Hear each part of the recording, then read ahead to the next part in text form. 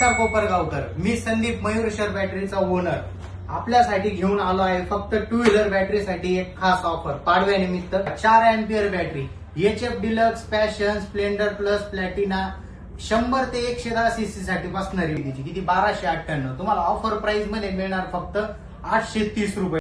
Z5A या 1501 रुपये MRP आपल्याला ऑफर प्राइस मध्ये मिळणार फक्त 970 रुपयाला.